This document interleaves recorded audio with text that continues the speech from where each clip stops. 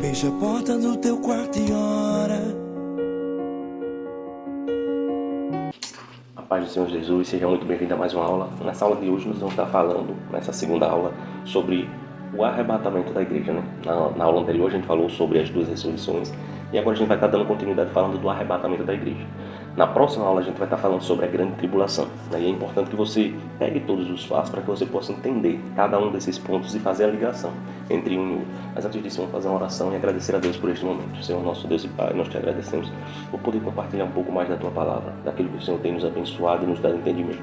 Peço que o Senhor conceda sabedoria neste momento para transmitir da melhor maneira possível a Tua Palavra e que cada um dos meus irmãos eles possam adquirir, absorver entendimento acerca daquilo que o Senhor tem falado, através da Sua Palavra, em nome de Jesus. Amém. Você que tem o nosso material aí, a página 171, lá embaixo, o arrebatamento da igreja e a grande tribulação, né? A gente vai iniciar por tópicos, para que você possa entender com mais clareza. Primeiro nós vamos falar da promessa. A gente tem a promessa do arrebatamento. A promessa do arrebatamento ela está escrita. A promessa de estarmos com o Senhor está escrita. De moradas no céu está escrita. E a gente vai dar uma conferida agora nisso. Vamos ler rapidamente aqui o trecho e a gente vai pegar a Bíblia para conferir isso. Vamos lá. O arrebatamento da igreja será o momento mais palpitante para nós, porque se trata de nossa eterna redenção. A palavra arrebatar significa tirar para fora, com ímpeto. E é exatamente o que Jesus fará com aqueles que prometeu vir buscá-lo. João, capítulo 14. Vamos lá ver essa primeira referência.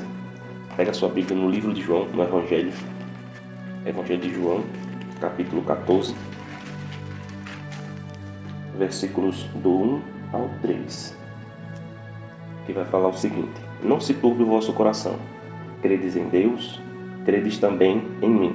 Na casa de meu pai há muitas moradas. Se não fosse assim, eu não teria dito a vocês: vou preparar-vos lugar.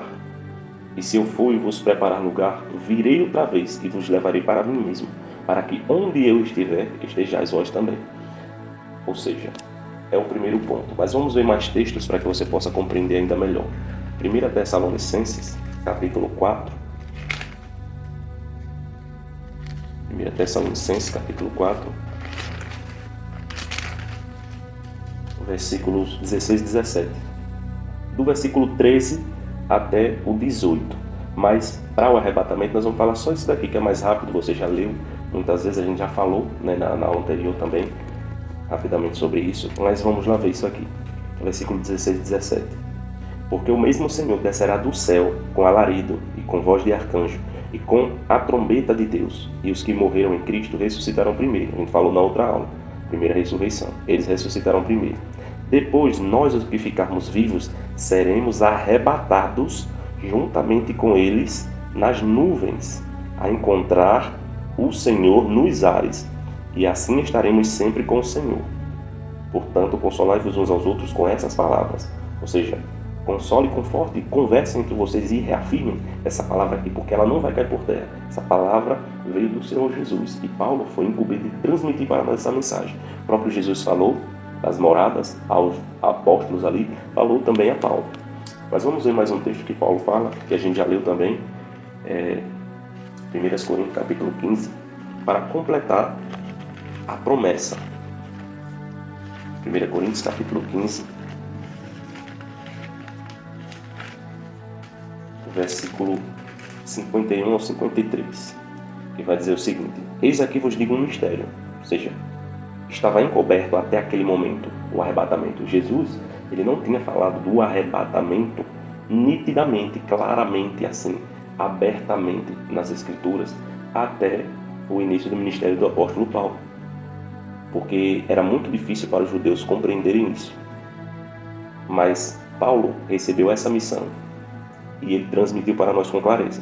Versículos 51 a 53. Eis que vos digo um mistério. Na verdade, nem todos dormiremos, mas todos seremos transformados. No momento, num abrir e fechar de olhos, ante a última trombeta, porque a trombeta soará e os mortos ressuscitarão incorruptíveis, e nós seremos transformados, porque convém que isto que é corruptível se revista de incorruptibilidade, e isto que é mortal se revista de imortalidade. Aqui ele está falando da transformação. No momento da primeira ressurreição, os mortos ressuscitarão nós seremos transformados, tanto os mortos quanto nós que estivermos vivos, no momento do arrebatamento. Naquele momento ali exato, os nossos corpos serão transformados em corpo de glória, corpo glorificado, assim como de Jesus, depois da ressurreição, que como carne, ele se alimentava de pão e peixe, como ele estava esperando Pedro na praia. Depois da ressurreição, Pedro voltou a pescar, mas os irmãos ali. E aí Jesus estava lá na praia já, né? Pedro, eu quero que você apacente as minhas ovelhas. Mas Jesus estava comendo pão e peixe ali, ou seja, fisicamente pão e peixe, depois da ressurreição. Mas teve um momento que Jesus entrou numa sala em que eles estavam reunidos, atravessando a parede. Ali ele estava usando o poder do Espírito, o corpo transformado, ele não precisava abrir porta para poder passar, para atravessar. Esse é o corpo glorificado. Jesus é o primeiro dentre muitos. E nós seremos transformados dessa maneira. Nesse momento do arrebatamento vai ocorrer isso. E vai ser muito rápido, né? Porque nós vamos para as nuvens. Tem um propósito de nós estarmos lá. A gente vai falar disso no final dessa aula aqui.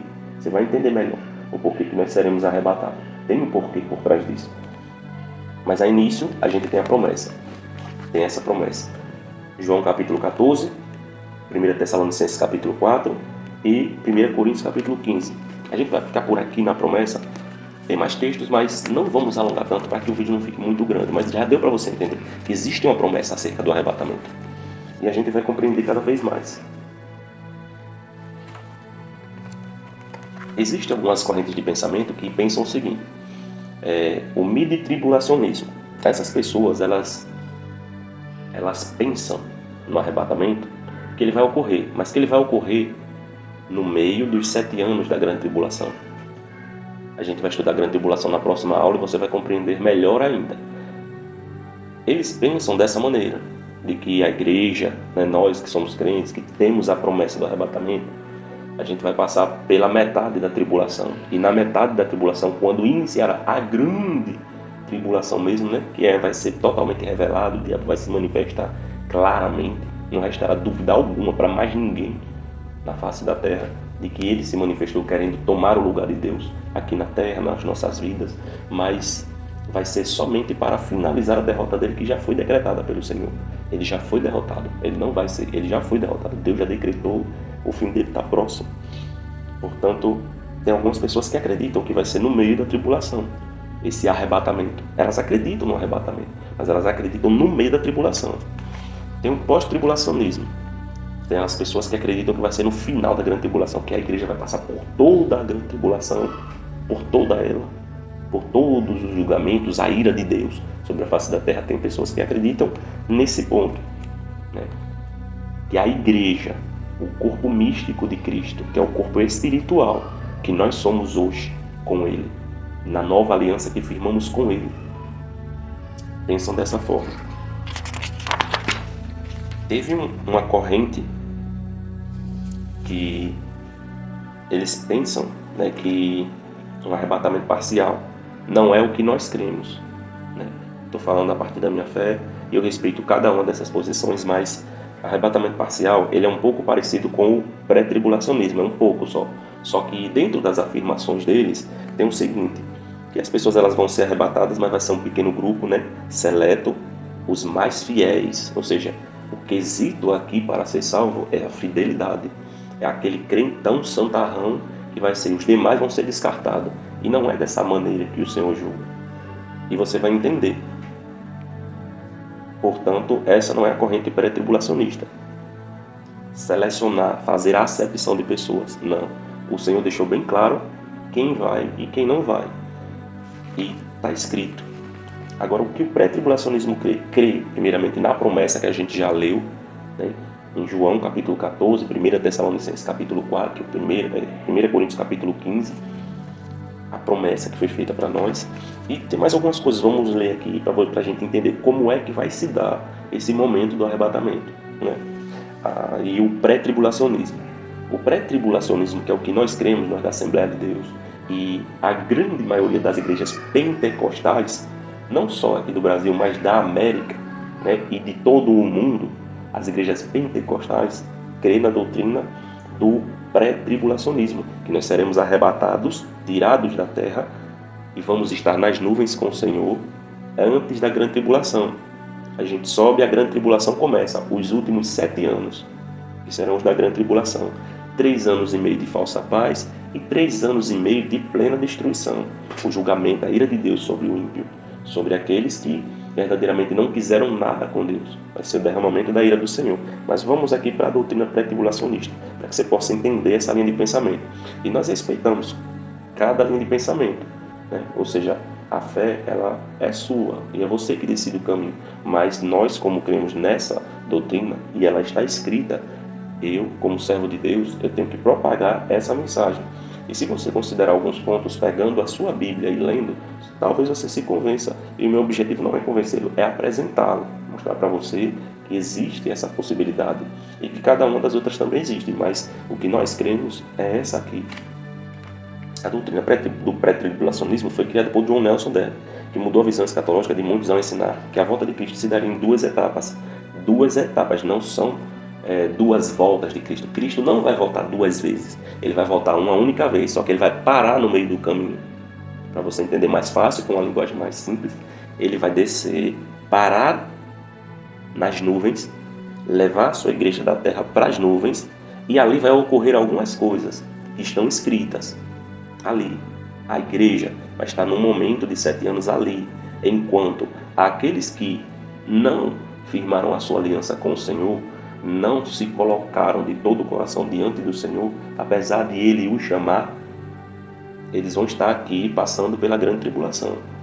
Está escrito 2 etapas. A primeira é para buscar os santos, a igreja. Os santos aqui são os separados, os que foram selados com o Espírito Santo.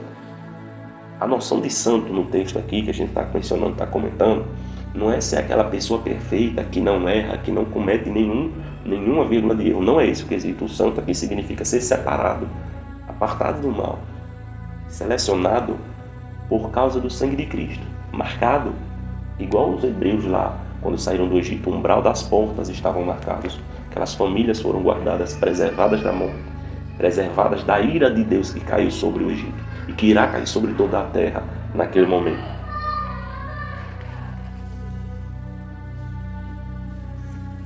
A primeira é para buscar os santos no arrebatamento, e a segunda etapa, ou seja, ele vai descer das nuvens para a terra, que vai ser o evento que ele vai pisar no Monte das Oliveiras, que vai ser a volta visível a olho nu, que toda a terra verá, que é o complemento dessa volta. A primeira vai ser rápida. Vão dizer que foram os alienígenas, foram os OVNI que invadiram a terra, e algumas pessoas sumiram, porque não vão ser muitas pessoas que vão no arrebatamento. Em escala mundial, não vão ser muitas pessoas que vão no arrebatamento.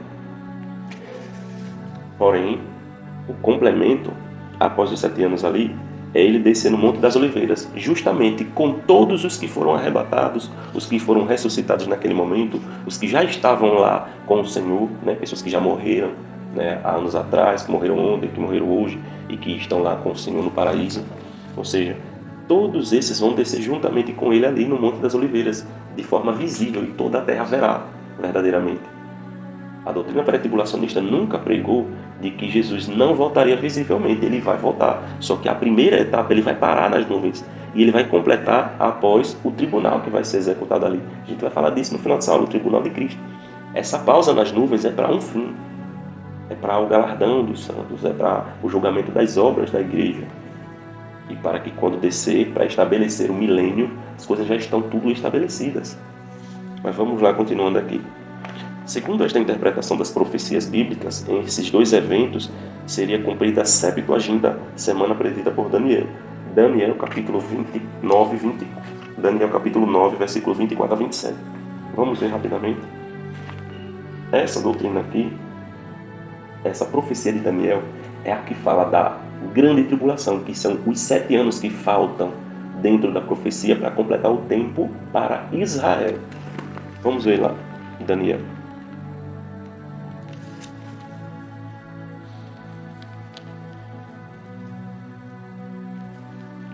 Livro de Daniel, capítulo 12, versículo 24.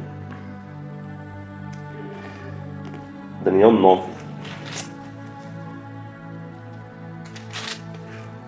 Versículo 24 ao 27. Daniel, quando recebeu a visão do Senhor ali, o anjo foi lá para revelar a ele os segredos daquelas visões que ele teve. No momento em que Daniel orou e Deus revelou que o Messias viria, enfim, e mostrou grande parte de tudo que está acontecendo até nesses tempos de hoje. E muitas pessoas desconsideram o Antigo Testamento. Tem coisas de lá do Antigo Testamento que ainda estão se cumprindo agora. Como, por exemplo, isso aqui que vai se cumprir ainda. Daniel 9:24. 70 semanas estão determinadas sobre o teu povo. O anjo está falando claramente para Daniel ali. Sobre o teu povo, sobre Israel, a tua santa cidade, para extinguir a transgressão e dar fim, de uma vez por todas, aos pecados. E expiar a iniquidade, tirar tudo de uma vez, expiar a iniquidade e trazer a justiça eterna. Justiça eterna, não vai ter mais injustiça. E selar a visão e a profecia e ungir o santo dos santos, ungir a Jesus. Sabe e entende, desde a saída da ordem para restaurar e para edificar Jerusalém, até ao Messias, o príncipe, 7 semanas e 62 semanas, as ruas e as tranqueiras se reedificarão, mas em tempos angustiosos. E depois das 62 semanas, será tirado o Messias, e não será mais. E o povo do príncipe que há de vir destruirá a cidade do santuário. E o seu fim será com a inundação, e até o fim haverá guerra. Estão determinadas assolações. Ou seja, até o fim vai ter guerra, essa briga das nações. Estão determinadas assolações. Versículo 27. E ele firmará um concerto com muitos por 1 semana. E na metade da semana fará cessar o sacrifício e a oferta de manjares. E sobre a asa das abominações virá o assolador. E isso até a consumação. E o que está determinado será derramado sobre o assolador. Aqui, essa palavra está falando sobre o momento que Cristo viria. Eu não sei se você recorda da parábola da grande ceia que Jesus vai falar. Vamos ver aqui rapidamente. A parábola da grande ceia, para que você possa entender isso aqui um pouco melhor.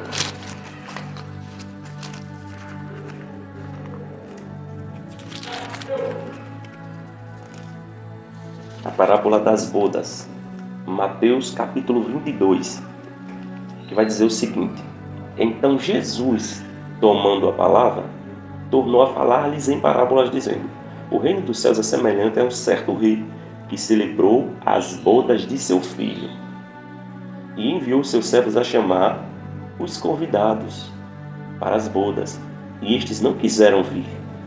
Depois enviou outros servos, dizendo: dizei aos convidados: eis que tenho meu jantar preparado, e os meus bois e cevados já mortos, e tudo já pronto. Vinde às bodas. Porém, eles, não fazendo caso, foram um para o seu campo, outro para o seu negócio, e outros, apoderando-se dos servos, os ultrajaram e mataram. E o rei, tendo notícias disso, encolerizou-se. E enviando os seus exércitos, destruiu aqueles homicidas e incendiou a sua cidade. Aqui está falando da queima de Jerusalém, né? A queima ali, a destruição de Jerusalém no ano 70 depois de Cristo. Então disse aos servos: as bodas, na verdade, estão preparadas, mas os convidados não eram dignos, eles rejeitaram a Jesus. Jesus estava falando dele mesmo naquele momento ali, que o Pai enviou a ele para que eles fossem resgatados, e eles rejeitaram aí. E depois as saídas dos caminhos, e convidai para as bodas a todos os que encontrarem. É que está falando dos gentios agora. Os judeus rejeitaram Jesus, abriu-se a porta da graça para os gentios, todas as outras nações que não serviam a Deus e que não conheciam a Deus verdadeiramente, mas desejavam. E os servos, saindo pelos caminhos, ajuntaram todos quantos encontraram. Esse aqui é o evangelismo, é o que Jesus mandou: ir por todo mundo, pregai a toda criatura. Vamos continuando.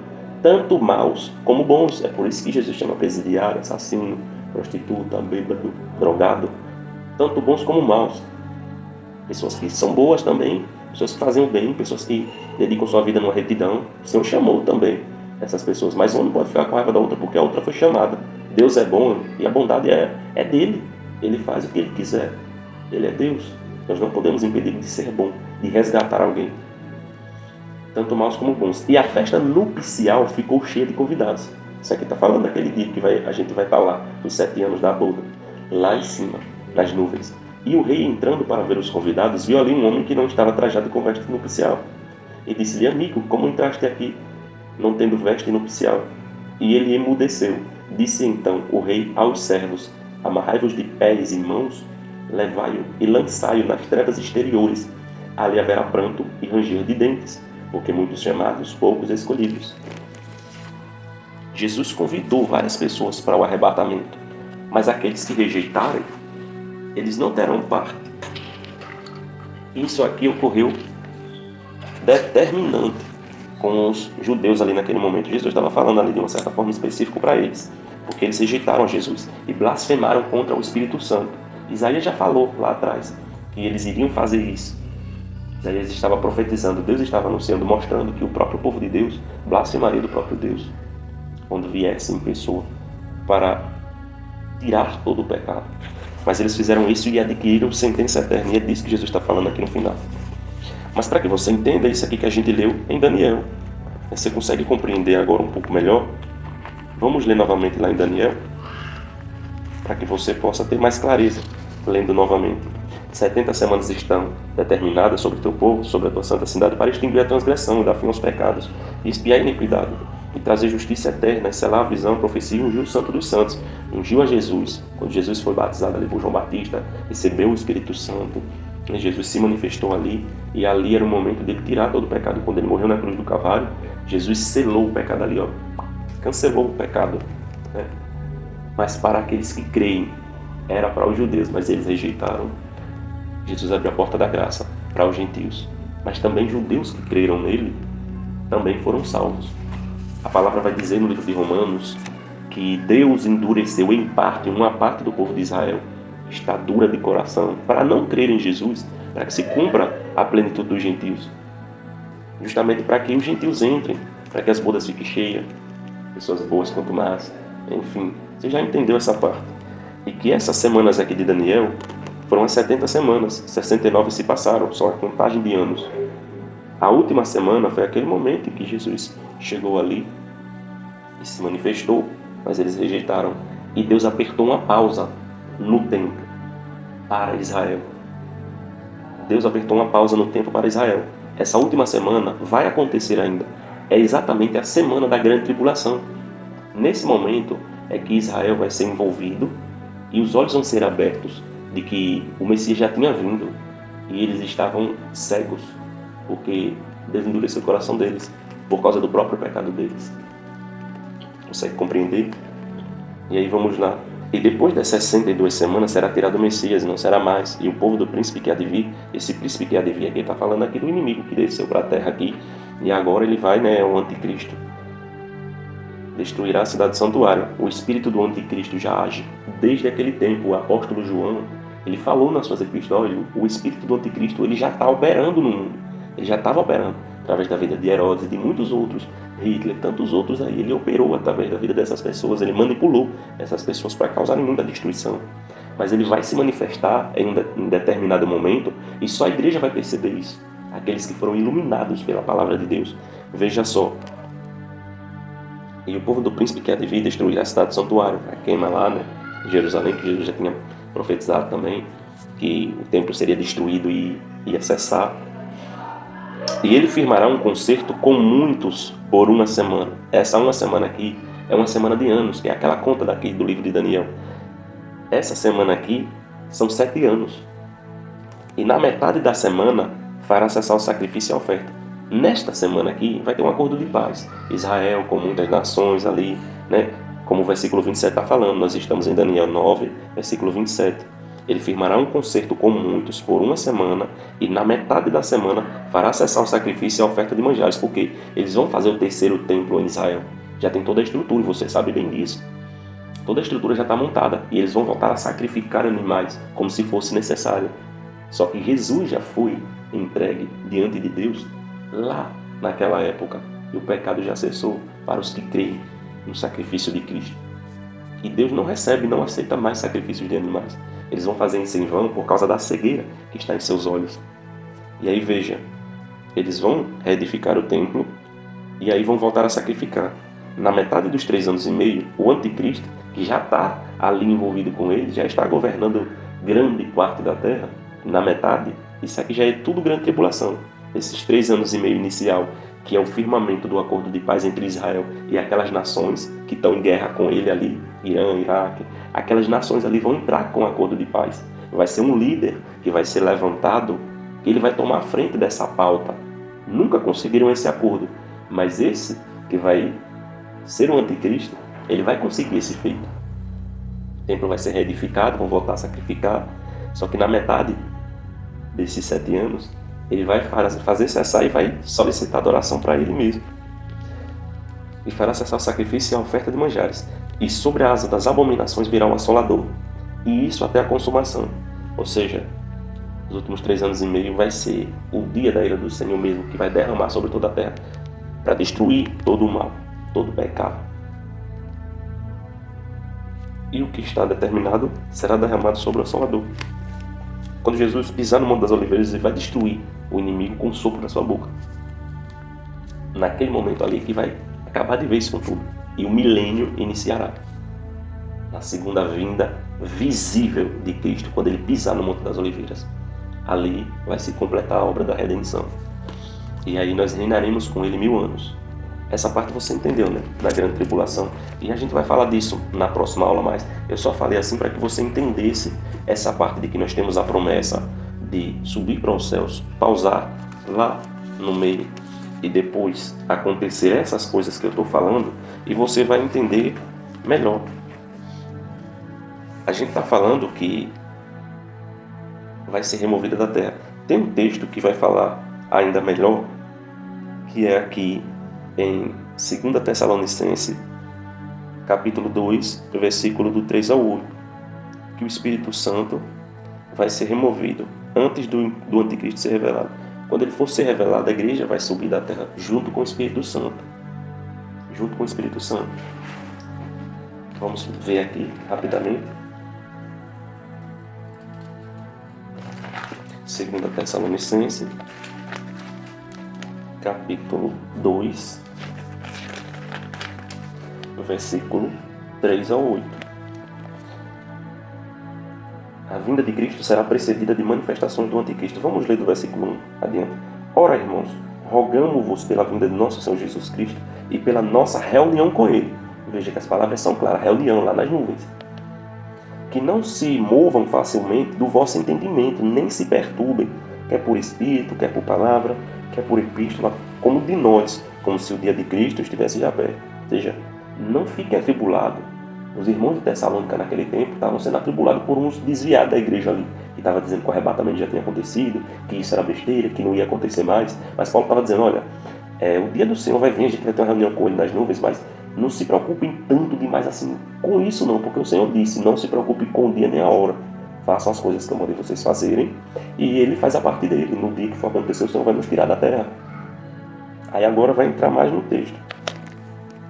Ninguém de maneira alguma vos engane, porque não será assim, sem que antes venha a apostasia e se manifeste o homem do pecado e o filho da perdição, o anticristo. Ele vai se manifestar, o qual se opõe e se levanta contra tudo que se chama Deus ou se adora, de sorte que se assentará como Deus no templo de Deus, querendo parecer a Deus, ou seja, no templo de Jerusalém. Ele vai fingir adoração ali e tal, e depois ele vai querer roubar o lugar de Deus ali. E aí que Israel vai se tocar, poxa, realmente, olha, isso aí eles vão profanar o templo mais uma vez, só que esse templo aí ele nunca foi do Senhor, não vai ser, né? Isso já estava determinado, porque Jesus já voltou, e Deus habita em nós, hoje. Versículo 3, 4, versículo 5 agora. Não se lembram de que essas coisas vos dizia quando ainda estava convosco? Ou seja, Paulo já falava desses irmãos. Meus irmãos, vai acontecer isso e aquilo. Versículo 6. E agora vocês sabem o que eu detenho, para que a seu próprio tempo seja manifestado. Ou seja, uma certa coisa detém. Isso não aconteceu ainda por um motivo. Porque já um ministério da injustiça opera. Somente há um que agora resiste até que do meio seja tirado. Que do meio seja tirado, ou seja, é uma única coisa que está segurando para que isso aconteça, para que o anticristo ele seja mostrado, manifestado publicamente. Até que seja tirado a igreja de Cristo. E então será revelado o iníquo a quem o Senhor desfará pelo assopro da sua boca e aniquilará pelo esplendor da sua vinda. A esse, cuja vinda é segundo a eficácia de Satanás, com todo o poder, sinais e prodígios de mentira, com todo o engano da injustiça para os que perecem, porque não receberam o amor da verdade para se salvarem. E por isso, Deus lhes enviará a operação do erro, para que creiam na mentira, para que sejam julgados todos os que não creram na verdade, em Jesus. Antes tiveram prazer na iniquidade. Mas devemos sempre dar graças a Deus por vós, irmãos amados do Senhor, por vos ter Deus elegido desde o princípio para a salvação, em santificação do Espírito e fé da verdade, para que, pelo nosso Evangelho, vos chamou para alcançares a glória de nosso Senhor Jesus Cristo. Então, irmãos, estejam firmes, retenham as tradições que foram ensinadas, seja por palavra, por epístola, e o próprio nosso Senhor Jesus Cristo e nosso Deus e Pai, que nos amou em graça, nos dê uma eterna consolação e boa esperança. Console o vosso coração e vos conforte em toda palavra e obra, ou seja, creiam no Evangelho que já foi pregado para vocês. Pare de crer nas mentiras que inventaram, usando de um pretexto de humildade. Esse dia vai chegar, essa prestação de contas. Os textos aqui são bem claros. Paulo está falando para os irmãos de Tessalônica que a gente vai ter a reunião com o Senhor. Ele sempre frisou essas palavras. E eu não sei se você se convenceu sobre isso, mas eu peço que, se você puder, você assista novamente esse vídeo, ponto por ponto, calmamente, pegando a sua Bíblia, faça mais pesquisas, para que você observe e veja, algumas pessoas elas vão ser enganadas porque Deus vai entregar a mentira. São pessoas que resistiram à verdade. A verdade é a palavra de Deus, a palavra que Cristo anunciou, a palavra que Cristo anunciou a Paulo, a Pedro, a João, a Timóteo, esses homens, e elas estão escritas. Se você não crê no que está escrito, enfim, você vai estar resistindo à verdade, exatamente aquilo que Paulo falou. E você corre um sério risco de estar se entregando ao mal e perder a bênção que Deus preparou para você. Agora, vamos fazer algumas considerações acerca desse assunto. No livro do Apocalipse, em geral, o livro do Apocalipse trata dos últimos anos do atual século, entendido, na última semana que a gente já falou aqui de Daniel. E nos capítulos 9 a 19 encontramos o período da grande tribulação. Apocalipse do capítulo 9 até o 19 vai estar falando da grande tribulação.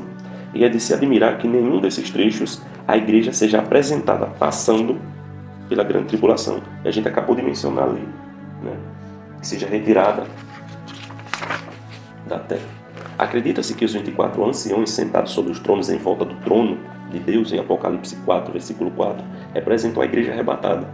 E no capítulo 19, versículo 18, a igreja aparece voltando à terra com Cristo para reinar, que é o que eu falei. No momento que Jesus vai pisar no Monte das Oliveiras. É esse momento em que a igreja que já foi arrebatada, ela vai voltar com Cristo. Ela não vai, na minha crença, na crença do pré-tribulacionismo, não entra na mente. E ser arrebatado agora, ser transformado, subir, Jesus galardoar todo mundo e voltar em milésimos de segundos. Isso não entra na minha mente, porque não tem lógica. Mas tudo aquilo que a gente já leu tem lógica. E é só você analisar devagarzinho. Ali a igreja vai estar voltando para reinar. Segunda consideração do livro do Apocalipse, a promessa à igreja em Tiatira. Jesus que falou a João, que revelou a João, ele vai estar falando o seguinte, em Apocalipse 2, 28. Dar-lhe ainda estrela da manhã. E em Apocalipse 22, 16, Jesus se refere a ele mesmo como sendo a brilhante estrela da manhã. Sendo assim, o recebimento da estrela da manhã será antes do levantar do sol, que nasce, representa o início do reino milenar. A estrela d'alva é sempre vista de madrugada, antes da aurora. Em Malaquias 4, 1 e 2, encontramos essa promessa sendo feita a Israel.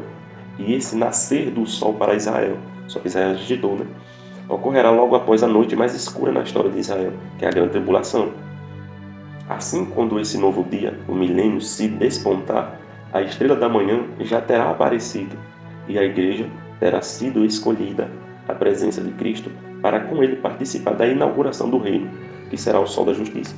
Jesus, ele será a sua luz. O Apocalipse está falando disso, lá no 22. Não vai necessitar disso só porque ele é a sua luz, ou seja, ele é que vai brilhar.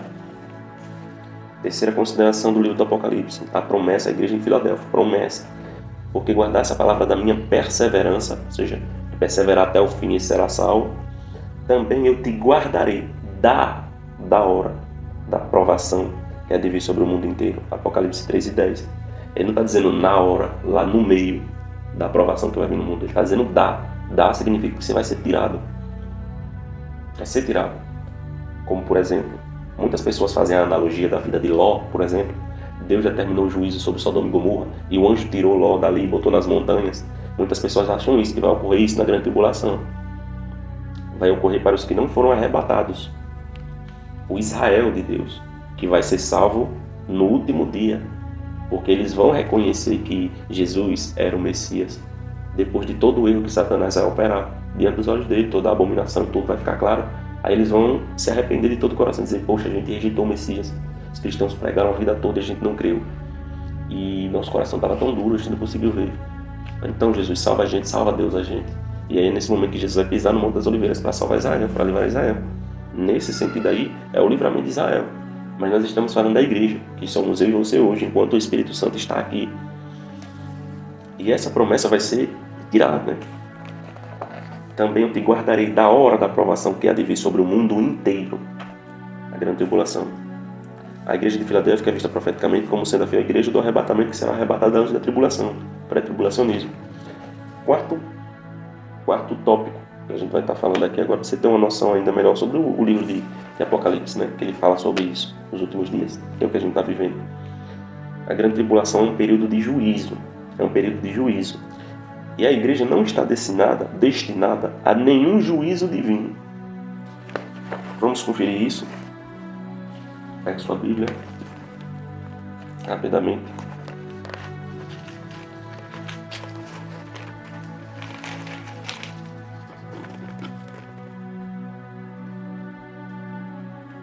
João 5:24, Jesus falando para os discípulos. Nós estamos falando nessa quarta consideração, é que a grande tribulação é um período de juízo. E a igreja não está destinada a nenhum juízo divino, segundo as Escrituras. Vamos ver Jesus falando, João capítulo 5, Evangelho, versículo 24.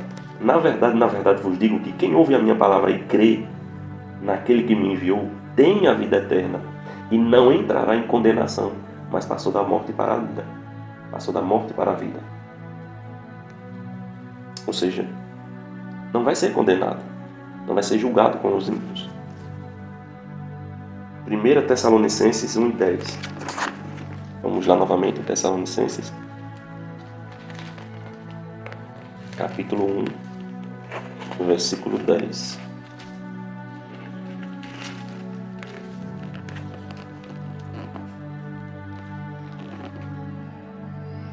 E esperar dos céus a seu Filho, a quem ressuscitou dos mortos, a saber, Jesus, que nos livra da ira futura. Da ira. Não é na ira futura, não é no meio. É do meio. Tira as nuvens, arrebatamento da ira futura. 7 anos da grande tribulação. A limpeza total do pecado, a extirpação do pecado da face da terra. 1 Tessalonicenses capítulo 5, versículo 9 ainda. Porque Deus não nos destinou para a ira, mas para a aquisição da salvação por nosso Senhor Jesus Cristo, que morreu por nós para que quer vigiemos, quer dormamos, vivamos juntamente com Ele. Portanto, exortai-vos uns aos outros, edificai-vos uns aos outros, como também o fazeis, ou seja, edificando, lendo a palavra, trazendo clareza, como eu estou fazendo isso. Se você está gostando do vídeo, peço que você compartilhe com alguém, para trazer clareza para mais alguma pessoa. É que você possa compartilhar isso. Você vai estar fazendo missões, você está fazendo o que Jesus pediu, testemunhe acerca de mim. E compartilhar as Escrituras é testemunhar de tudo que Cristo fez, faz e vai fazer. Né? Se você ainda não é inscrito no canal, se inscreva no canal também. Ajude a gente a chegar a mais pessoas. E é com a sua inscrição, com o seu like, o seu comentário, que a plataforma vai entender que é um conteúdo relevante, é um conteúdo que realmente traz algum significado e é importante e é bom de ser compartilhado. Se você pudesse, faz isso por nós. Que Deus abençoe sua vida. Mas vamos continuar aqui. Romanos 5, versículo 9. Continuar para a gente ter mais firmeza, porque está escrito. Romanos 5, versículo 9. Logo, muito mais agora, sendo justificados pelo seu sangue, seremos por ele salvos da ira. Ou seja, da, fora, não é na, no meio, é da, fora. Não tem nada da igreja passando pela grande tribulação. Agora vamos para um quinto tópico que está falando ali dentro, né, das afirmações que tem ali, né, do grande apocalipse, na grande tribulação ali. É o período entre a semana 69 e 70, né, que é mencionado lá em Daniel, a profecia lá de Daniel. A morte de Cristo deu-se por volta na semana 69, faltando uma só semana. Neste ponto teve início a igreja. A semana 70 é o período da grande tribulação de Jacó, né, que está em Daniel 12, lá, Jeremias 30, Apocalipse 12 também. E antes disso a igreja terá sido arrebatada para estar com o Senhor, ou seja, a igreja não vai estar mais atuando na terra. A igreja de Cristo, juntamente com o Espírito Santo, não vai estar atuando na terra mais, porque foi tirada da ira. Porque essa última semana vai ser o derramamento da ira do Senhor sobre aqueles que não creram, rejeitaram, né, blasfemaram contra Deus. O ensino de Jesus em Lucas 21, versículo 25 ao 36. Vamos lá para Lucas 21. E vai estar falando Lucas 21, do 25 ao 36. Do 25 até o final, sermão profético, a volta do Filho do Homem. Haverá sinais no sol, na lua, nas estrelas, na terra. A angústia das nações em perplexidade pelo bramido do mar e das ondas. Homens desmaiando de terror na expectação das coisas que sobrevirão ao mundo, porquanto os poderes do céu serão abalados, ou seja, as estruturas celestes, como a gente está vendo meteoros, cometas, né? A gente está vendo a bagunça que está na natureza. Os cientistas afirmando muitas coisas que estão acontecendo, né? Esses supercalores que estão acontecendo também, ou seja, o pecado ele trouxe uma destruição tão grande que abalou toda a natureza. Além de nós seres humanos, toda a natureza foi afetada. E é por causa dessa destruição que vai estar acontecendo muitas destruições na face da terra também. Não é porque Deus desejou, vou jogar um monte de pedra e vou matar todo mundo. Não. Foi porque o pecado destruiu muita coisa saiu fora do lugar. Entende? E aí isso trouxe destruições e isso vai cair sobre a terra também. E então verão vir o Filho do Homem numa nuvem, com poder e grande glória. Ora, quando essas coisas começarem a acontecer, olhar para cima, levantai a vossa cabeça, porque a vossa redenção está próxima. Essa parte aqui está falando para Israel. Está chegando o dia deles ali. E disse-lhe uma parábola: olhai para a figueira e para todas as árvores. Quando já começaram a brotar, vocês sabem, por vocês mesmos, vendo-as, que perto está já o verão, ou seja, está bem próximo de acontecer isso. Assim também vós, quando virdes acontecer essas coisas, sabei que o reino de Deus está perto. Veja, o estabelecimento do reino milenar está bem próximozinho ali de ser estabelecido, que é quando Jesus vai pisar no Monte das Oliveiras. Em verdade vos digo que não passará esta geração até que tudo aconteça. Ele está falando dessa geração que vai ver isso aqui, que já está vendo, que a gente está vendo esses sinais acontecendo. Essa geração não vai passar. Ele está se referindo a esse tempo que nós estamos vivendo, em que todas as profecias que envolvem o fim dos tempos estão acontecendo todas ao mesmo tempo. Agora, nesse exato momento em que eu e você estamos vivendo. Nossa geração não vai passar sem que venha um arrebatamento nos últimos 7 anos. Uma geração se passa com 120 anos. Alguns dizem que tem uma lógica que é até 100 anos, ou seja, dentro desse período de 100 anos, eu não vou dizer para você dia nem hora, mas o que eu creio pelas Escrituras e todos os sinais que o próprio Jesus falou, quando eles estiverem acontecendo, essa geração não vai passar, está escrito aqui. Passará o céu e a terra, mas as minhas palavras não vão de passar. E olhai por vocês mesmos, para que não aconteça que o vosso coração se carregue de glutonaria, de embriaguez e dos cuidados da vida, e venha sobre vós de improviso aquele dia, ou seja, o arrebatamento vier, o dia da ira do Senhor vier, e pegar você de surpresa, você sem ter uma aliança com Jesus, sem ter o selo do Espírito Santo, sem crer no que o sangue de Jesus pode lhe proporcionar salvação verdadeiramente, colocar essa certeza dentro de você, ou seja, porque virá como um laço sobre todos os que habitam na face de toda a terra. Na grande tribulação eu acho salvação, mas vai ser muito dolorido. Eu não quero passar por toda essa dor. Já basta tudo que a gente sofre no dia a dia. E é necessário o sofrimento para o ser humano. Isso não é uma opção que nós escolhemos. Não tem ninguém que escolha sofrer. Mas isso foi a consequência do pecado de Adão. Nas aulas de amarteologia, que é o estudo profundo sobre o pecado, você compreende por quê disso. Se você ainda não fez elas, vai lá. Assista às aulas, é importante você entender todo o prejuízo que o pecado causou quando Adão cometeu aquele erro lá, juntamente com ela. Versículo 36. Vigiem, pois em todo o tempo, orando, para que sejam havidos por digno de evitar todas essas coisas que hão de acontecer e de estar de pé diante do Filho do Homem. Ou seja, esteja vigilante, orando, esperando pelo Senhor, para que você não seja pego de improviso e fique para o dia dessa grande ira que vai ocorrer, que Deus derramará. A igreja não está na grande tribulação. E é disso que a gente está falando nesse momento. Agora vamos para um sétimo ponto. O ensino típico do Velho Testamento apresenta José como um tipo de Cristo, né? Isso aqui é uma simbologia, uma analogia.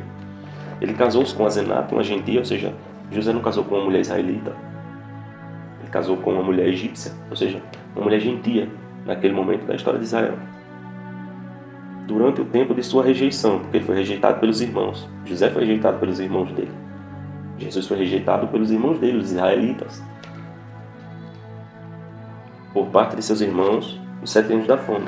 Lá em Gênesis a gente vê a história de José. Semelhante, Cristo receberá sua noiva, que na sua maioria também é gentílica, durante o tempo da sua rejeição, por parte de seus irmãos segundo a carne, isto é, Israel. Enoque sempre foi considerado um tipo dos crentes arrebatados antes da tribulação, pois a sua transladação se deu antes do dilúvio. Judas 14:16, Gênesis 5:24 e Lucas 17:26 a 30. Jesus fez uma comparação entre os dias de Noé, no tempo do dilúvio, e os dias de Ló, na destruição de Sodoma e Gomorra. Assim como Ló e Noé foram preservados da destruição, acredita-se também que a igreja seja também preservada da tribulação. Não é nada da tribulação. Um outro fator importante é argumentado pelos pré-tribulacionistas, ou seja, mais um argumento sobre essa doutrina que nós temos. O 8º ponto é a iminência do arrebatamento. Se o arrebatamento pode ocorrer a qualquer momento, antes de qualquer sinal prévio da tribulação ou da aparição do anticristo, a batalha do Armagedon e a abominação desoladora no templo de Jerusalém.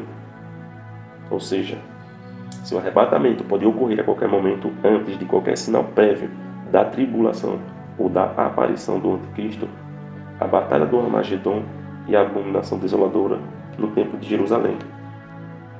Essas coisas que vão ocorrer ali diante de Israel. E a gente está vendo o cenário montado para que isso aconteça. Quando Satanás ali na grande tribulação, ele vai profanar o terceiro templo, vai ser erguido, vão voltar com o sacrifício e ele vai encerrar na metade da semana, como foi escrito lá em Daniel. Ele vai aparecer, o anticristo, ele vai assinar um termo, um pacto, para parar com essas guerras que a gente está vendo que o negócio está aumentando. Você mesmo pode entender isso. E essa aula a gente está falando sobre isso, a grande tribulação. A grande tribulação não, o arrebatamento. E a grande tribulação é a sequência após o arrebatamento. Ela vai se dar nesse momento. Ele vai ser revelado, a igreja vai ser tirada da terra. Nesse momento ali ela não vai passar por isso, não vai ser enganada por ele, mas a terra, todos os moradores da terra vão ser entregues ao engano. Justamente porque eles não creram na verdade, não creram na palavra que já está escrita, não creram no arrebatamento que está escrito. A palavra fala. Tem algumas pessoas que dizem, não tem muitos fundamentos, não tem muitos versículos falando sobre o arrebatamento. A gente já apresentou muitos e muitos pontos que juntam as peças aqui agora. E eu quero lhe fazer uma colocação para que você compreenda uma coisa. Quando Deus disse para Adão, Adão, não coma dessa árvore, Deus falou quantas vezes? Ele só falou uma vez para Adão. Deus não disse 10 vezes a ele. Porque Adão sabia, ele tinha ouvidos para poder compreender. Agora era o coração dele, uma decisão dele, crer ou não crer. Porque Deus disse que se ele comesse, ele morreria. Aquele que o criou com tanto amor e deu tudo para ele. Ele disse, viva comigo, viva em harmonia e alegria, cuide aí. E aí veio o inimigo Satanás, confundiu Eva veio cá, e ele decidiu não crer. Ele não botou muita fé, talvez ali, que ele ia morrer mesmo. Mas Deus só falou uma vez. O que eu quero que você entenda é essa consideração. Tem coisas que Deus não vai falar 62 vezes para você entender, não. Ele não vai ficar ali adulando para você crer ou não. Tem coisas que Deus só fala uma vez. E se você perdeu a oportunidade, infelizmente foi uma decisão sua. Então, com temor e sabedoria, creia na palavra de Deus. Ela é a palavra revelada e inspirada. Na matéria de pneumatologia, a gente falou sobre a inspiração da Bíblia. A gente falou sobre isso. O Espírito Santo, ele fala, ele revela. Deus já falou, Deus já revelou. Jesus já falou, Jesus já revelou. E você não precisa de mais pessoas para revelar, como Paulo falou. Paulo falou, a gente já leu aqui nessa aula ainda hoje. Vocês não precisam de outro evangelho, vocês não precisam de mais uma coisa nova, inédita, que alguém né, sonhou, teve lá como fundamento, base. A base é a Bíblia, a palavra de Deus. A partir dela, nós pleiteamos nossa vida, nós cremos e nós vivemos aquilo que cremos, aquilo que está escrito na palavra de Deus. Portanto, eu peço que você considere todos esses pontos. Volte novamente no vídeo, né? Estude ele, leia, faça pesquisas, para que você possa ter um esclarecimento. Se você ainda não ficou convencido, e minha intenção não é convencê-lo, é apresentá-lo. A palavra de Deus é um papel do Espírito Santo, que Deus ele possa iluminar sua mente, que realmente você possa crer. Eu quero ver você na eternidade, quero estar com você. Eu não desejo você passar por todo o sofrimento que vai ocorrer na grande tribulação. Você não precisa passar por tudo isso. A salvação é simples. Aceite, creia em Jesus, creia naquilo que Ele ensinou, creia naquilo que Ele ordenou os seus discípulos, os seus apóstolos a pregarem para nós, nos ensinarem, e que nós damos continuidade a essa obra, a ensinar o que o Senhor nos ensinou, a crer no que o Senhor nos ensinou a crer, para que a sua vida seja preservada da ira, da extinção de todo o mal, para que você tenha vida e vida com abundância. Você não precisa olhar para o Apocalipse com medo, não precisa olhar para a grande tribulação com medo, o arrebatamento com medo. Você pode olhar com alegria e com esperança, porque essa é a esperança. Essa é a esperança que o apóstolo Paulo fala quando ele vai falar em 1 Coríntios, né? Ali no capítulo 13, Romanos, capítulo 13, ele vai estar falando do amor. 3 coisas ficam até o fim: fé, esperança e amor. O maior desses é o amor. E ali ele fala sobre isso, a esperança. A esperança é essa da volta de Cristo, do arrebatamento. O amor, o maior, é a paciência, é ser paciente diante de tantas calúnias, diante de tantas acusações, de tantas falácias contrárias às afirmações da palavra. O amor é ser paciente, tudo sofre, tudo suporta, tudo crê, tudo espera. Esperar é a fé. Fé, esperança e amor. Paciência, crer e crer naquilo que foi escrito.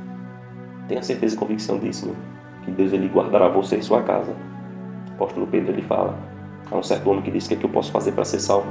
Se crer no Senhor Jesus, e você e sua casa serão preservados. Noé foi preservado e a casa dele. Ló foi preservado juntamente com a casa dele. Os teimosos que, infelizmente, desobedeceram no momento ali e acabaram perdendo.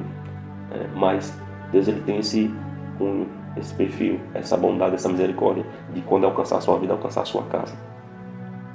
Jó também. Deus abençoe a sua vida, meu irmão, que você possa ter compreendido, que eu possa ter passado com clareza essa parte, que é o arrebatamento da igreja. Na próxima aula a gente vai falar mais a fundo da grande tribulação, a gente vai entrar a fundo nesse assunto. Eu peço que, mais uma vez, que se você gostou desse vídeo, compartilhe com mais alguma pessoa, leve entendimento, esclarecimento para essa pessoa.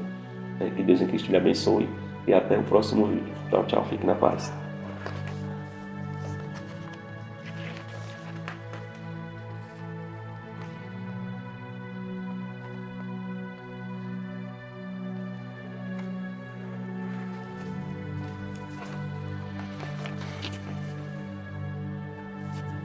Dando continuidade aqui sobre a questão do arrebatamento, o porquê, qual é o motivo de nós estarmos nas nuvens com o Senhor, na vinda invisível, né? Na primeira etapa da segunda vinda dele, ou seja, quando ele nos arrebatar para as nuvens. Isso se ocorrerá, né? Para quê? Vamos entrar aqui. Mateus 24:36. Todos serão apanhados de surpresa, conforme o próprio Jesus explicou na parábola das 10 virgens. Mateus 25, do 1 ao 13, está falando.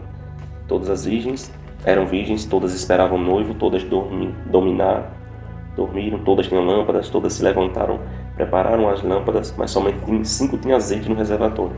Somente quem tem experiência, azeite, com Deus poderá participar da alegria desse glorioso evento. Quem reteve o Espírito Santo, quem se encheu do Espírito Santo, quem tem azeite de reserva suficiente, ou seja, quem preservou o Espírito Santo vivo e ativo, agindo na sua vida, servindo os irmãos, até o dia da vinda de Cristo. Vai estar falando sobre isso. A noite é fria e longa e o momento é de trevas total, os 7 anos da grande tribulação. Ninguém esperava que o cortejo começaria nesta hora, porque esta é a hora do melhor sono, e não de estar acordado, mas o noivo disse que a qualquer momento chegaria, ainda que fosse meia-noite. A crise da meia-noite revela a diferença entre duas classes, uma diferença que a calma do dia não pode revelar. Enfim, no clamor da meia-noite saberemos quem é quem. Será espantoso para alguém que era quase salvo, porém ainda perdido. Será horrível ao ouvir o baque da porta se fechando. Ou seja, essas afirmações aqui, que traz aqui no nosso livro, está falando do seguinte: naquele momento, pessoas que achavam que eram salvas, mas elas não tinham sido confirmadas no Espírito. Elas não estavam 100% né, dentro da lista dos salvos, seu nome escrito no livro da vida, porque levaram na brincadeira. Não foram prudentes, não fizeram o que o Senhor falou. Porque o Senhor deu ordenanças para nós fazermos. E a gente precisa fazer aquilo que Ele mandou a gente fazer. Ele não pediu, Ele ordenou, Ele é o nosso Senhor. Ele nos salvou, Ele nos comprou com preço de sangue. O clamor da meia-noite é um tempo de angústia ou de alegria, né? A preparação prévia é quem determina se será de forma ou de outra. Será como ladrão. Esse clamor da meia-noite, o dia do arrebatamento, ele para você, ele vai ser um dia de alegria ou de tristeza. Você tem que ter essa certeza no seu coração. O capacete da salvação é a certeza. Eu não digo porque sou melhor que ninguém, eu não sou. Eu digo porque o Senhor me deu essa certeza de que eu sou salvo. Mas não é o fato de eu ser salvo, que eu vou estar por aí fazendo tudo o que eu quiser, que a minha carne quiser. A minha carne, ela vai trazer inimizade contra Deus. Tem que fazer as coisas do Espírito, que está escrito na palavra, me alimentar dela, dia após dia, todos os dias, para que eu seja fortalecido no Senhor. Esse momento vai ser um momento em que vai ocorrer algumas coisas. Para a igreja, o que é que vai ocorrer? Nesse momento em que estaremos nas nuvens. A gente leu aqui no início sobre as bodas do Cordeiro. Você já entendeu essa parte? Mas o que é que vai acontecer lá, nas nuvens, ali, diante das bodas e tudo mais ali? Tribunal de Cristo. Tribunal de Cristo será o julgamento da igreja. Ali serão julgadas as nossas obras. Neste julgamento seremos avaliados. Não será para saber se seremos salvos ou não, porque já fomos arrebatados, já fomos salvos, já estamos lá. Vai ser um julgamento para os salvos. Tribunal das obras. Essa palavra tribunal aqui, ela se refere a uma premiação. Naquela época, um exemplo, vamos citar os Jogos Olímpicos de Roma, vamos supor um exemplo, naquela época lá de Jesus, falava-se tribunal, o pódio, onde o primeiro, o segundo e o terceiro lugar subia no pódio e recebia seu prêmio, cada um segundo sua colocação. E é basicamente isso que vai ocorrer ali naquele momento. A coroação, a entrega do galardão, pelas obras que foram feitas, porque salvo nós já fomos. Jesus nos selou com o Espírito Santo, nos deu a firme certeza da salvação. Agora é as obras que nós fazemos. A salvação que a gente compartilha com os outros, para que eles também sejam salvos. As obras, os dons espirituais, os dons naturais, tudo aquilo que Deus confiou em nossas mãos, para a gente fazer, enquanto vivos aqui. É para essa premiação que Deus vai nos guardar ali nas nuvens. Ali seremos avaliados se somos verdadeiros no íntimo. O resultado desse julgamento será recompensa ou detrimento. 1 Coríntios 3, capítulo 13, vamos ler rapidamente para você entender essa certeza. 1 Coríntios capítulo 3, versículo 13, que vai dizer o seguinte: a obra de cada um se manifestará. Na verdade, o dia a declarará. O dia que está se referindo naquele dia, o arrebatamento que a gente vai estar lá. Enquanto isso, aqui será noite, na face da terra, grande tribulação. Porque pelo fogo será descoberta, e o fogo provará qual seja a obra de cada um.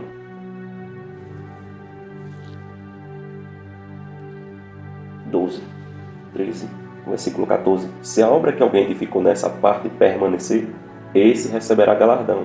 Se a obra de alguém se queimar, sofrerá detrimento, mas o tal será salvo, todavia como pelo fogo. Ou seja, pelo rastro foi salvo. Por isso que fala, né, a gente não vai ser salvo nesse julgamento, nós já fomos salvos. Passou pelo rastro, mas chegou lá sem nada para apresentar ao Senhor. O que tens em suas mãos? Nada a apresentar. É disso que Paulo está falando. 2 Coríntios capítulo 5, versículo 10. Vai dizer, porque todos devemos comparecer ante o tribunal de Cristo, para que cada um receba segundo o que tiver feito por meio do corpo, ou bem ou mal, seja nessa vida. O galardão, as recompensas que o Senhor prometeu, ao que vencer, dar-lhe-ei, ao que vencer, dar-lhe-ei. As premiações que o Senhor vem falando lá em Apocalipse também, entende? É basicamente isso. É disso que o Senhor está falando. Portanto, esse momento ele vai dar para isso, ele vai ser um momento de julgamento para a igreja. E aqui a gente finaliza esse momento do arrebatamento. A gente finaliza o momento do arrebatamento, esse ensinamento sobre o arrebatamento. E agora, só para a gente completar, vamos considerar alguns pontos aqui rapidamente para você entender, para você olhar, ter uma visão clara sobre julgamentos. A Bíblia vai falar de 7 julgamentos, né? Um que ocorreu na cruz do Calvário, quando Deus julgou toda a humanidade, encerrou todos debaixo do pecado, Romanos 3, 23, e Jesus pagou. Ali não tinha nenhum de nós na face da terra, não houve antes dele nem depois alguém digno, alguém que pudesse pagar esse preço, o preço do pecado que Adão cometeu lá. Mas Jesus pagou na cruz do Calvário. Aquele foi um julgamento, o julgamento da humanidade. Tem outro julgamento, que é o julgamento dos pecados do crente, que é no momento que você vive, você está vivendo hoje aí. Supor, você aceitou Jesus, ou você ainda não aceitou, você além do pecado original, que foi o que você herdou de Adão, tem os seus próprios pecados, o que você cometeu, os seus erros do dia a dia, o que é contra Deus, as transgressões, o que é contra a vontade de Deus. Esse julgamento ele ocorre a qualquer momento, e não é ninguém que lhe julga, é você que se julga. É o que Paulo fala em 1 Coríntios, no capítulo 11, na ceia. Examine-se o homem a si mesmo. Primeiro é Deus que julga. Quem paga essa conta? Jesus. Esse outro segundo aqui é na ceia. Quem come e bebe indignamente, come para a própria condenação. Aí não é mais Deus que é o responsável por esse julgamento, é você com a sua consciência. Se você tem clareza do que você está fazendo na ceia, você tem clareza de que aquilo ali é a sua parte. Jesus já fez a dele, agora é você fazendo a sua, de acordo com as Escrituras, com a palavra de Deus. E não é ninguém que vai julgar, é você mesmo, olhando para a palavra. É a própria palavra quem julga você, ela já está escrita. Esse terceiro julgamento é o que a gente acabou de falar, é o julgamento dos crentes, é o julgamento da igreja, que vai ser nas nuvens, ali nos 7 anos, em que a terra vai estar passando por tribulação, a igreja vai estar passando por esse julgamento de obras. Perceba, o primeiro dos pecados aniquilou Jesus ali, todos aqueles que creem nele têm isso cancelado. Você crê hoje, vai ser cancelado. Você crê em Jesus, que ele foi sacrifício suficiente para que pagasse todo o pecado que você e eu herdamos de Adão, e que ele proporciona para a gente a vida eterna. Ele é o Filho de Deus, que ele ressuscitou, está vivo, está sentado à destra de Deus, intercedendo por mim, por você. Se você crê nisso, né? Jesus aniquilou ali, participando da ceia, sendo um membro do corpo espiritual de Cristo. Cada um de nós é um membro do corpo, um membro do corpo. Um dedo não é um corpo, um dedo é um membro do corpo. Todos nós juntos somos o corpo de Cristo e ele é a cabeça da igreja. Segundo julgamento, terceiro julgamento nas nuvens das obras. A palavra vai falar também de um quarto julgamento que ocorrerá no Monte das Oliveiras, que é quando Jesus e a igreja pisar no Monte das Oliveiras. Ali, esse julgamento é o julgamento das nações. As nações serão julgadas, os ímpios em específico, né? Ainda mais, ali também vai ter um quinto julgamento, que é o julgamento das 12 tribos de Israel. As 12 tribos de Israel serão julgadas ali também, naquele momento. O sexto julgamento, o julgamento dos anjos que caíram, que se juntaram a Satanás. Esse julgamento vai ocorrer antes do juízo final e depois do milênio, ou seja, Jesus vai estabelecer os 1000 anos. No fim dos 1000 anos vai ocorrer o julgamento dos anjos, ali, nesse momento. Ali a gente vai estar com Jesus e nós julgaremos a eles, os anjos. E o último de todos, que é o julgamento do juízo final, é o grande trono branco, é o dia depois do milênio. Ali, perante o trono branco, a gente vai ver o resultado, né? Aqueles que não tiveram o nome escrito no livro da vida, ou seja, os anjos caídos, Satanás, todos aqueles que não creram em Jesus, os que blasfemaram, os que rejeitaram Jesus, os que não quiseram a vida eterna, não receberam o Senhor como Salvador, não creram, viveram a vida totalmente afastada de Deus, entregues aos pecados. Vai ser o juízo final. Ali vai ter a segunda ressurreição e ali todos aqueles ali serão julgados simultaneamente. 7 pontos de julgamento. Cruz do Calvário, Jesus selou os pecados. Atualmente, a qualquer dia antes do arrebatamento, através da ceia, a gente toma a ceia do Senhor. Julgamento das obras lá no arrebatamento, que vai ser nas nuvens. Julgamento das nações, né? Todas as nações, elas vão reconhecer a Jesus, elas se colocarão de joelhos ali e confessarão que Ele é o Senhor. Naquele momento vai ter o julgamento das nações. As 12 tribos de Israel vão ser julgadas ali também. Os anjos, né? Pouquinho antes do juízo final ali, o último dia e o primeiro dia depois do juízo final. O último dia do milênio, vamos dizer assim, basicamente o último dia do milênio, os anjos vão ser julgados, e o primeiro dia depois dos 1000 anos vai ser o juízo final, todos ali, que serão lançados no lago de fogo ardente. Os galardões. Aquele julgamento dos crentes lá nas nuvens, a gente vai falar aqui rapidamente Quais são os tipos de galardão? Os crentes, né? Os crentes que comparecerem ao tribunal de Cristo receberão seu galardão, que será distribuído pelo próprio Jesus. Ali todos receberão pelo menos um louvor da parte de Deus.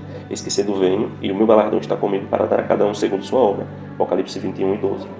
E digo isto, o que semeia pouco, pouco também se fará. O que semeia com fartura também se fará. 2 Coríntios, capítulo 9, versículo 12. Mateus 5, 11 e 12. Tiago 1 e 12. Está falando disso, né? Quem planta, colhe. Quem faz, vai receber. Os tipos de galardões. Haverá diferentes tipos de galardões simbolizados por coroas. Não se trata de coroas, literalmente, né? Mas de diferentes tipos de premiações. A coroa da vida, Apocalipse 2:10, Tiago 1 e 12. Este galardão será para aqueles que foram fiéis ao Senhor. Um exemplo de uma pessoa fiel, Daniel. O profeta Daniel. Daniel, um exemplo, né? Ele vai receber a coroa da vida naquele momento. Você entender, por causa da fidelidade a Deus que ele teve. Coroa da vitória, 1 Coríntios 9:25. Esse é o galardão dos que vencem o mundo, a carne, e são moderados, temperantes e que andam segundo o Espírito. Ou seja, você vive no Espírito, apesar de hoje você estar em carne, assim como eu. A gente vencendo as paixões deste mundo, vencendo os males que nos rodeiam e diminuindo a quantidade de erros, de pecados, de coisas, de falhas, de defeitos, porque observamos a palavra e nos enchemos do Espírito Santo para vencer esses males. Esses vencedores vão herdar a coroa da vida, da vitória. Terceira coroa, coroa de glória. 1 Pedro, capítulo 5, versículo do 2 ao 4. Esse é o galardão dos ministros e dos obreiros em geral, que foram separados por Deus para pregar a palavra de Deus, para anunciar das 5 formas diferentes. São os dons ministeriais. Apóstolo, profeta, evangelista, pastor e mestre, que é professor. Ensina a palavra de Deus. Esses aí, os ministros, dependendo do cuidado pelo rebanho e da promoção do reino de Deus, entendendo que as ovelhas não são deles, mas do Senhor Jesus. Ou seja, a palavra vai falar dos bispos, diáconos, dos presbíteros, são pessoas que pregam a palavra, que levam o anúncio do evangelho, que evangelizam, que cuidam da igreja do Cristo vivo, que foram incumbidos pelo Senhor disso. O Senhor chamou. Coroa de glória. Quarta coroa, coroa da justiça, 2 Timóteo, capítulo 4, versículos 7 e 8. Esse é o galardão dos heróis da fé, combatentes do Senhor e que desejam ardentemente a sua volta, as pessoas que amam a sua vinda. Deus vai falar, os que amam a sua vinda, né? Pessoas que estão desejosas, altamente ansiosas assim não, né? Desejosas mesmo, por esse grande dia, para que ele chegue, para que o Senhor complete a sua obra. A gente fica triste porque tem pessoas que a gente ama que elas rejeitaram Jesus e a gente sabe, a gente não vai se ver, porque a base para a gente se ver na eternidade é crer em Jesus, no que ele falou, no que está escrito aqui. E não seremos todos que estaremos lá, mas eu espero em Cristo que você se convença até lá de que o caminho está escrito, de que fugir do que está escrito, passar do que está escrito aqui nessa palavra pode lhe comprometer a sua vida, de você não viver eternamente com Cristo, com a gente que vai estar lá com o Senhor, porque isso é uma certeza, a salvação é uma certeza que o Senhor dá para nós. Ele tem promessa, ele tem todas essas colocações que a gente já falou, já leu, já estudou, todas as afirmações do Senhor, que isso realmente vai acontecer. E isso é fé, acreditar e crer nisso. Eu não vi Jesus fisicamente, nitidamente assim, mas eu creio, e isso é fé. Quinta coroa, coroa de gozo, 1 Tessalonicenses 2, versículo 19 ao 20, Filipenses 4:1. Este é o ganhador de almas, Provérbios 11:30, Daniel 12:3. E quem presta trabalho é sábio, ou seja, quem serve ao Senhor com outras formas também trabalha para o Senhor. Esse galardão só será recebido por aqueles que trabalham por amor na obra do Mestre, sem esperar ser recompensado na terra. Um exemplo de um trabalho à parte, além de ganhar almas, onde Neemias edificou os muros de Jerusalém, que foi uma obra. Ele não foi atrás de recompensa, o desejo dele foi concluir, fazer uma obra para o Senhor. Pessoas que fazem a obra, que ajudam, que auxiliam igrejas, auxiliam pastores, pessoas que trabalham verdadeiramente no ministério para a propagação do Evangelho, para a salvação das almas, para a edificação das almas, para o evangelismo, para que a palavra de Deus chegue mais longe. Pessoas que compartilham uma palavra, mesmo que não sejam elas que falam. É disso que o Senhor está falando, que trabalham em prol do reino de Deus, que deem um copo a um que vem em nome do Senhor e receba um galardão como esse mesmo. A própria palavra diz, aquele que recebe até com um copo de água um profeta, recebe galardão do profeta. Que o profeta receber, vai receber semelhante, porque deu um copo de água a um profeta de Deus. Alguém que Deus chamou para poder levar a sua palavra adiante. Portanto, a gente entendeu, né, sobre todos esses pontos. O arrebatamento é o tribunal de Cristo, que é o julgamento das obras ali, os tipos de galardão que a gente acabou de falar aqui, né, e para quem são. E eu espero que possa tenha passado com clareza esses ensinamentos para você e que Deus em Cristo ele ilumine a sua mente e sua vida, né? Para que até lá, até aquele grande dia, você possa estar cheio de certezas, mesmo que não sejam as mesmas que eu creio, mas que você tenha as suas certezas no Evangelho, em Cristo, no Senhor, firmes, para que você possa estar sendo abençoado pelo Senhor, né? E Deus ele possa abençoar a sua família grandemente e que o nome do Senhor venha ser exaltado na sua casa, na sua vida, em tudo que você faz. Que as bênçãos do Senhor recaiam sobre você, sobre sua casa, seu trabalho, sobre tudo aquilo que você faz, sobre seus filhos, né, sobre tudo aquilo que você puser nas mãos. E espero você nas próximas aulas para que você possa entender ainda um pouco mais tudo o que vai ocorrer. É importante também entender o que vai acontecer na grande tribulação, não para causar terror, medo, mas para que você tenha entendimento acerca do que está por vir e já está escrito. Você não precisa ter medo, porque se você tem a certeza da salvação, você será preservado de todos esses males. Mas para que você entenda que também vamos estar falando do milênio, a gente vai estar falando também do milênio do juízo final, a gente vai estar falando sobre isso também nas próximas aulas. Que Deus em Cristo lhe abençoe e até a próxima aula. Fique na paz. Tchau, tchau.